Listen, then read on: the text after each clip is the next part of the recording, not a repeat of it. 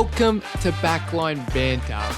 Today we have a European competition episode, first one for the podcast. And of course, Liverpool played in the Europa League. For my time, they played this morning, so I thought definitely want to talk on this game. So let's add some other ones and do a special European competition episode. Today, we will be talking about all the Champions League games that have been played the first and second leg. If they've only played the first leg and not the second leg, I'm not going to talk about it, but there are some teams that have already qualified into the quarterfinals, so I will talk about those games there. And we will also be talking about a big talking point, the Sam Kerr controversy.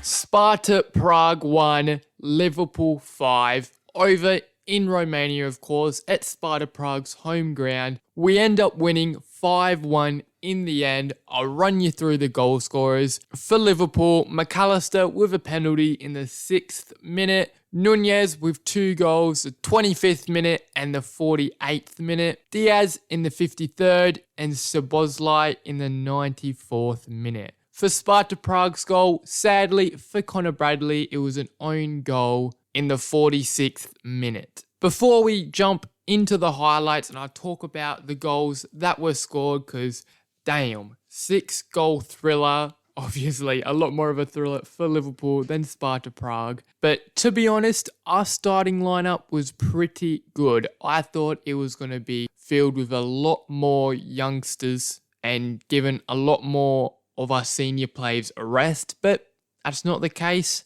Klopp decided not to do so. So our following lineup in the game was Kelleher in goals, Gomez right back, Kanate and Quansah in centre back, Robertson left back, captaining the side in this game. Midfield 3 of McAllister, Endo and Harvey Elliott, right wing Gakpo, striker Darwin Nunez and left wing Diaz. So a very good team to take to Sparta Prague, and of course, as we know, Manchester City in 3 days' time in the Premier League. I thought a lot more people would have got rested and played a lot more people like Clark, Tsimikas, McConnell, Gordon, Dans, and anyone like that, because if we got an injury, and sadly, we did get one, and it's a big one. Kanate in the 50th minute, just running back towards goal, and seems like he's pulled a muscle.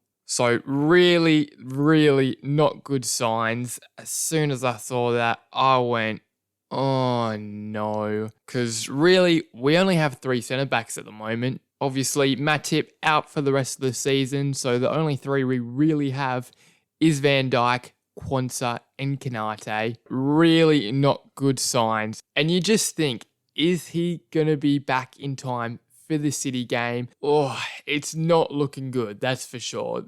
The club hasn't said anything, Jurgen Klopp hasn't said anything about it, but it just does not look promising. Pulling up 3 days before in a game, he walked off the field and looked pretty good, but sprinting and trying to chase someone like Haaland, Foden is another thing. So not good signs there. A lot of positives to take from the game, but that was definitely the biggest negative.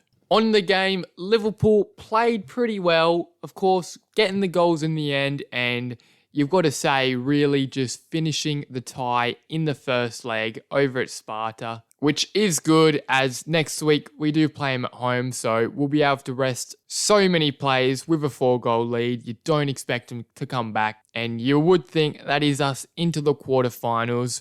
Really positive from everyone on the pitch, although in that first half, Sparta Prague had so many chances, a lot more than I think anybody would have expected.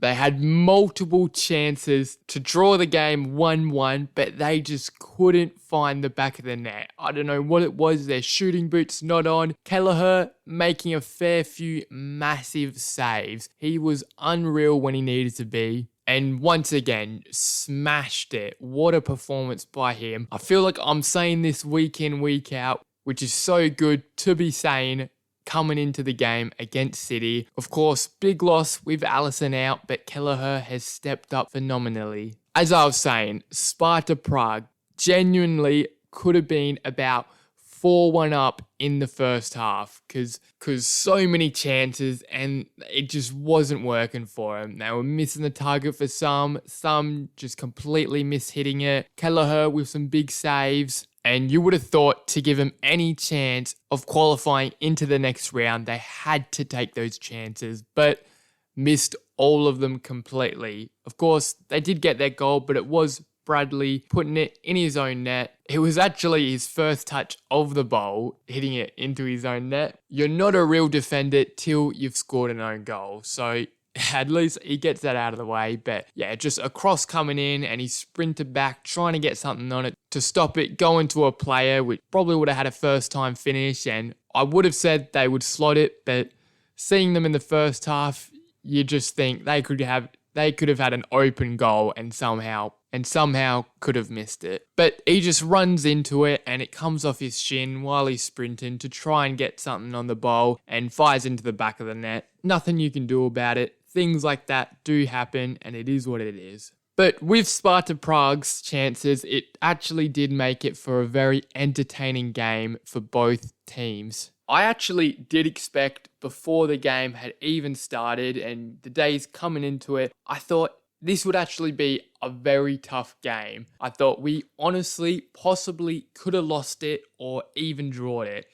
over at Sparta Prague. And I thought too, we would have rested so many more players than we did. Because again, game against City, it is a massive one. And how we've been going with our injuries lately, you just think we could play a friendly match against the worst team in the world and still somehow pick up an injury. It is an absolute joke. And again, once Kanate went down, I went, oh man, because I hope he's back in time for the City game, but it just seems very unlikely. But we started the game off well, getting a penalty in the 6th minute.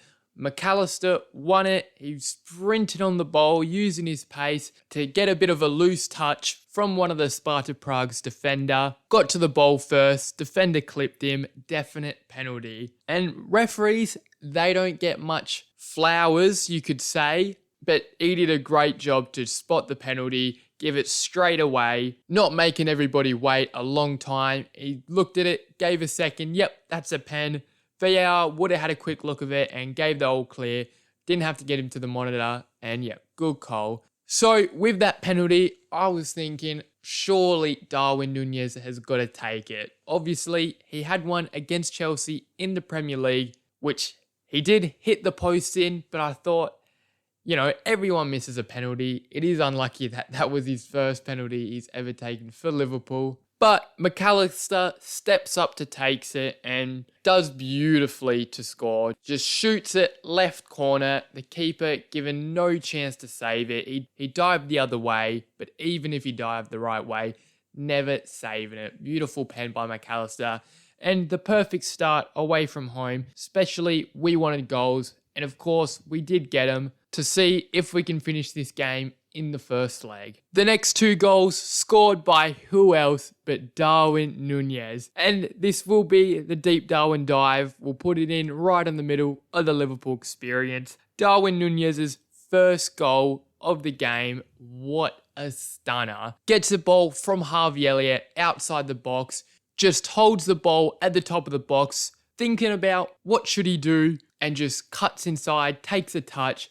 And then does a beautiful power dipping shot to beat the keeper. First time seeing it, I thought, wow, what a goal. That is in the corner. What a finish. But looking at the replay, it was actually middle of the goal. And really, it caught the keeper off guard and just dipped beautifully under the bar to put it into the back of net. Still an unreal finish by Nunez, but definitely a little bit of questions asked on the keeper. Could he do better? I do think most keepers aren't saving it anyway. And yeah, Nunez deserves the plaudits for that one. That's for sure. Something out of nothing. And just when you think he can't do better, his second goal of the game, McAllister plays in the ball over the top.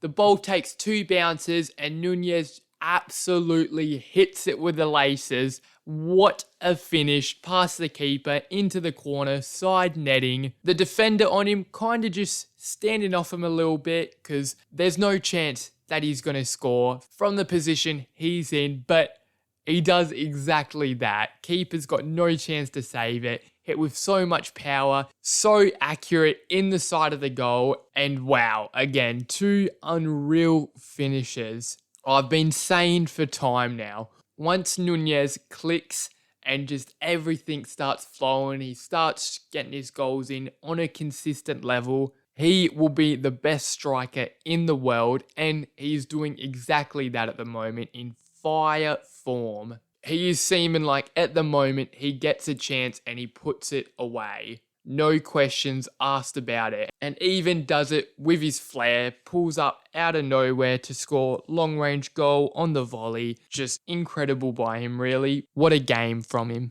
But sadly, of course, we want to rest him as much as we can for the big game. So he did come off in the 50th minute. Bit annoying for him though that he did get taken off and wasn't able to get his hat trick, because I reckon if he played the full game at least, he definitely would have got another one and get his first Liverpool hat trick. But it's more important to rest him and just make sure he does not get an injury, because Nunez, such a big player, and when we don't have him in the team, we lose a lot of attacking threat. And we need that against City, that's for sure. Especially in the form he is in. Overall performance by him, I would say about a 9 out of 10 performance. Really good, but he did have a chance early on. I believe it was in the first couple minutes. He had a chance where he got the ball in the box, got past the keeper, and just couldn't get his shot right to put it in the back of the net. But it happens, and he replies with two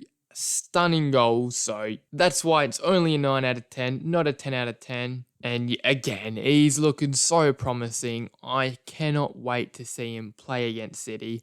Should have a big performance. Of course, it will always have a big impact. And everyone talks about him not being clinical enough. Well, this game, he takes 3 shots, 2 of them, of course, being a goal, and 1 he just hit off target. Absolutely killed it, and it's going to be an absolute joy to watch him for the rest of the season. Back to the Liverpool experience. Our 4th goal to make it 4-1 and restore our 3-goal lead after Connor Bradley's own goal is scored by Luis Diaz. Harvey Elliott passes him the ball, he's in the box, takes a shot and a deflection to beat the keeper and just goes straight down the middle of the goal. The keeper diving to his right because that was where the ball was going, but the deflection just put it off target and he couldn't get anything on it. Bit lucky for Diaz, but deserved it, played pretty well, and nothing better to see more people get on the score sheet. Another big positive from the game, Mo Salah,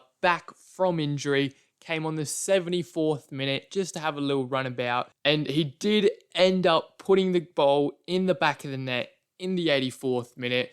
Got a ball from Szoboszlai, very unselfish for him to not take the shot and slip Salah in, and Salah just did beautifully to finish in the net. Everyone celebrated, but it got ruled out for offside on Salah. Very close, but he was just off. And Salah doesn't get a goal on his sub appearance. But Liverpool do end up getting the 5th goal. Dominic Szoboszlai at the 94th minute. The right mid for Sparta Prague, Presidio.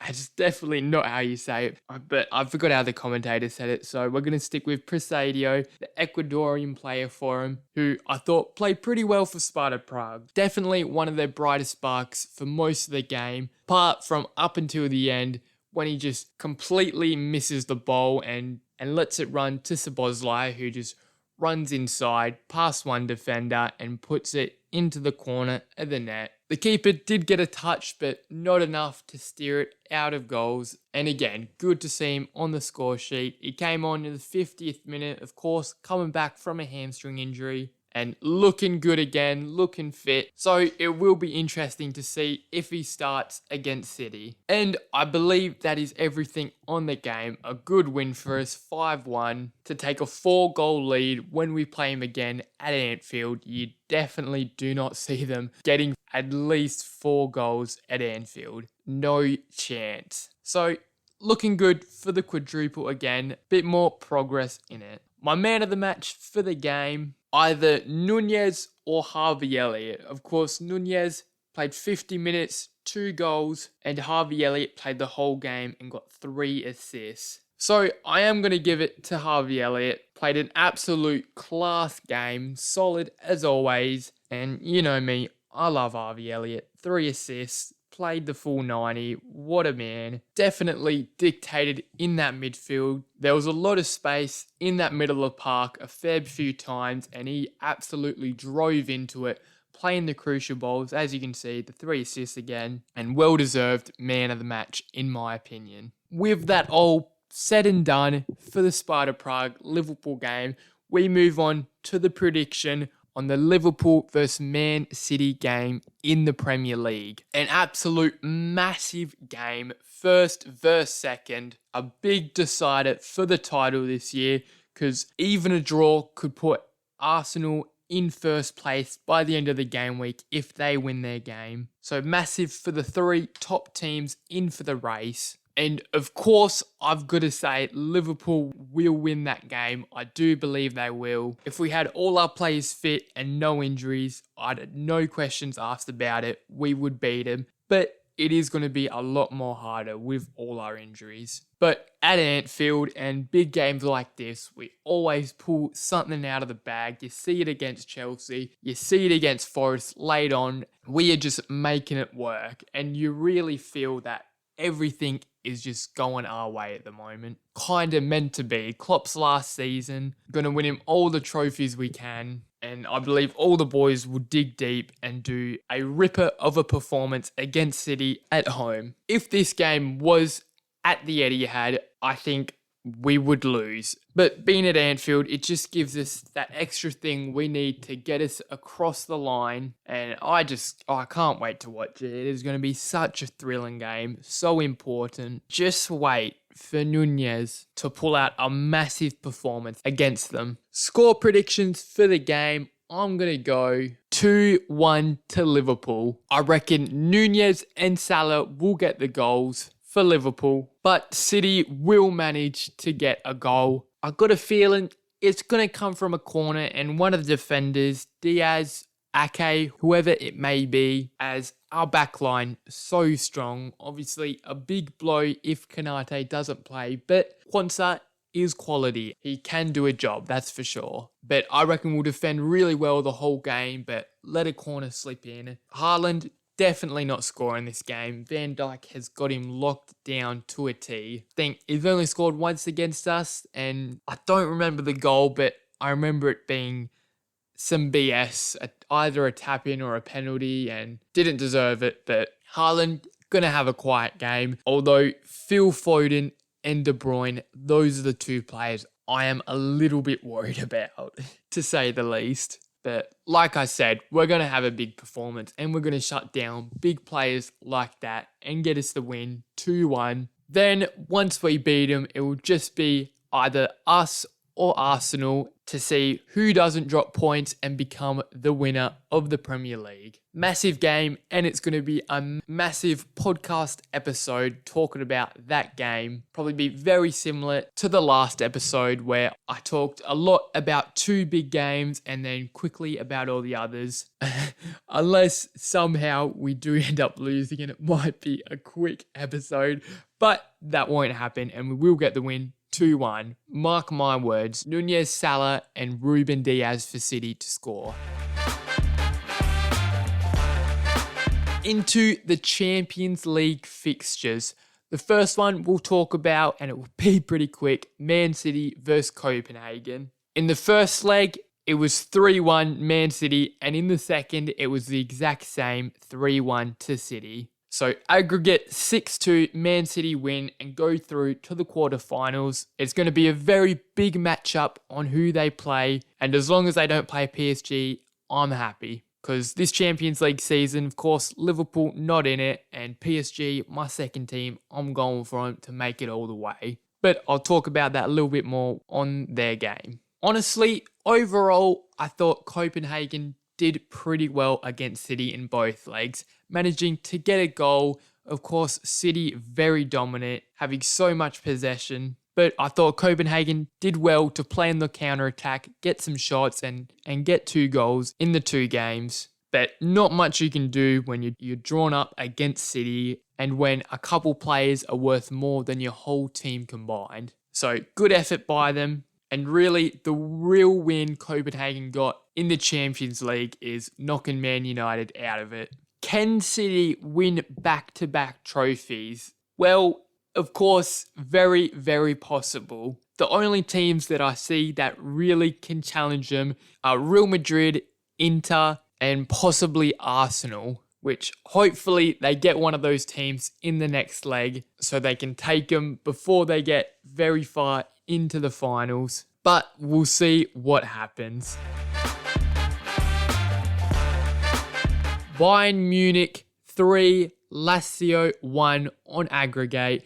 The first game in Lazio, they won 1-0. Bayern dominant in the first leg at Lazio's ground, but they couldn't find the goal, and Upamecano getting a red card in the 67th minute and Immobile slotting the penalty 2 minutes later. They couldn't find a way back into the game. So they took a 1-goal disadvantage into their game at home against them. And like the first game, they were dominant, but even more dominant. And this time getting the 3 goals and no red cards. Kane scoring 2 and Muller also getting a goal. Big win for Bayern. You did expect it though. And also a team I didn't mention that could compete with City, but they definitely can do it. But they've got Harry Kane in their team now, so they're definitely not going to win the Champions League this year. No, I'm just joking. They've got pretty decent chances, but I don't see them winning it in general. They haven't been at their best in the Bundesliga, of course. Bayern Leverkusen in front by 10 points now, I believe. Bayern, of course, can play really well on their day and beat any team they want, I reckon, but they're just not doing it at the moment, not consistent enough, and you've only got a couple games to do it against a certain team in the Champions League, and if they mess up that first one big time, then the second one's going to be very hard to get back into, and I don't see him getting past some of the bigger teams. But a good start for him, though, to get into the quarterfinals, to beat Lazio 3-1 on aggregate. Real Madrid 2, RB Leipzig 1 on aggregate. A very close game in both legs. I don't think many would have expected this from Leipzig. Played really well in both games. Real Madrid getting a goal lead at Leipzig's ground in the first leg, but the second leg, it finishes 1-1, a very, very fiery game. I watched the second half of this game. There were tackles flying in everywhere and a fair few yellow cards being dished out as well. So much passion on the pitch, but Leipzig unable to find an extra goal back. And Madrid gave themselves a 2-goal lead on aggregate with Vinicius and Bellingham. Beautiful link-up play. Bellingham a perfect ball and Vinicius hits it into the top corner. What a duo there. And both played pretty well. Vinicius, I thought a fair few times he lost the ball and wasn't super quality with it, but he pops up with a goal and does exactly what he needs to do. But just when RB Leipzig look like they're out of the race and they will not qualify into the next round, 3 minutes later, Willy Orban scores from a header to give him a chance back into the game. And rest of the game, they were fighting really hard to get another goal. And they had so many chances in the game, 20 shots, but only 4 on target, and wasn't able to get another goal to take it into extra time. But well fought by RB Leipzig, and a little bit worrying if you're a Real Madrid fan, because you do expect Madrid not to roll past them, but win a lot more confidently, especially in the league at home. Not the case, but we do know how good Madrid can be, and Bellingham, Vinicius, Rodrigo, even Valverde, what an attacking threat they do have. And like I said, an experience in the league and have a good chance to make the final. The last Champions League game I will talk about is PSG versus Real Sociedad. On aggregate, 4-1 to PSG. A dominant and confident performance at home to give them a 2-0 lead going into the second leg. One thing from that game though, PSG definitely could have gave themselves at least another goal or two to pretty much finish the tie in one leg, but they were unable to do it. But who else but the best player in the world, Kylian Mbappe, gets a brace, gives his team a 4-0 lead on aggregate. Marino does pull one back though for Sociedad in the 89th minute, but too little, too late, and PSG doing really well to qualify against them. Now, I did think, of course, they were going to qualify into the next round and beat Sociedad, but I did think it was going to be a little bit closer. But I suppose it just shows that this PSG squad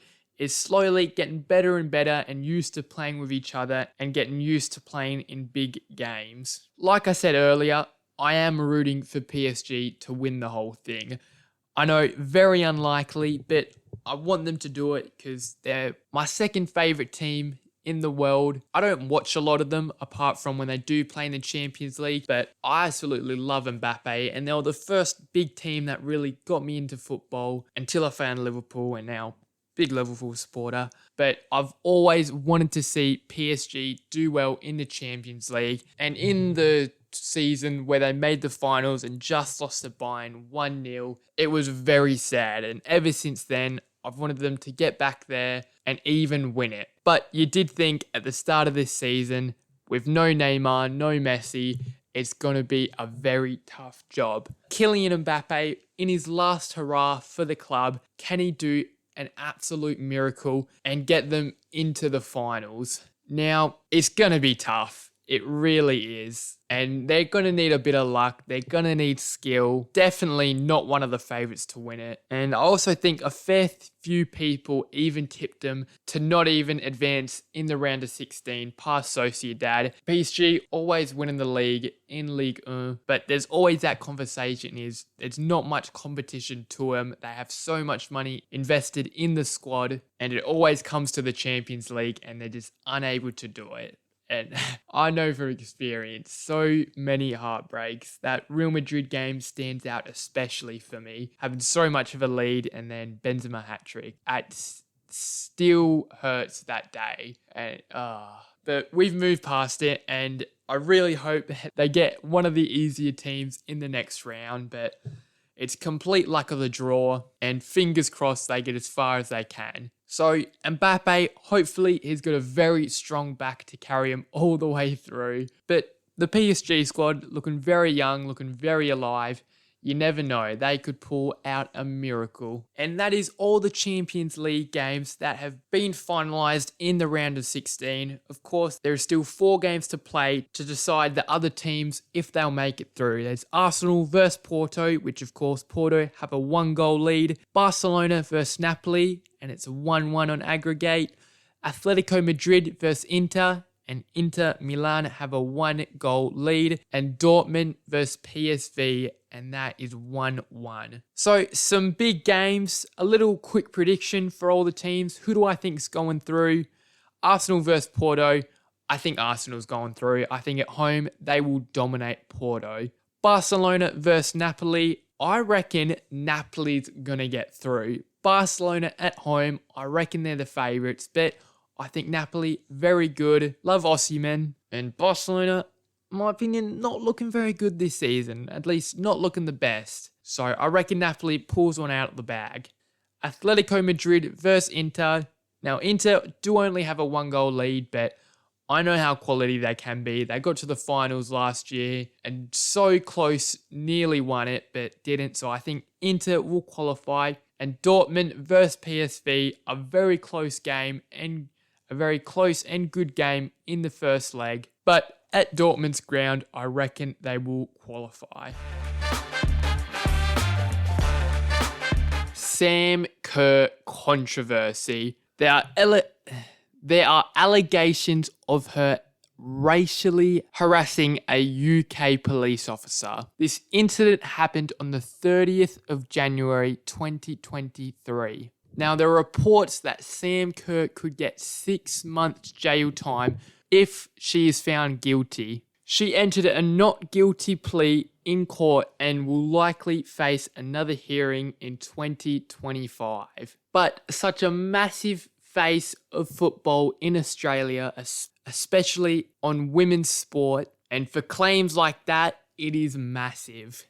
Now, I don't have much of an opinion on this because I have seen no evidence. There's only claims on it. No videos, no audio that's come out of her doing such a thing. And of course, such a famous figure, I just don't see her doing it. This is just me going on what I know. No evidence, just claims. And she's done so much for Australia in terms of soccer, but in general, the big thing in women's soccer. Such a big inspiration to many.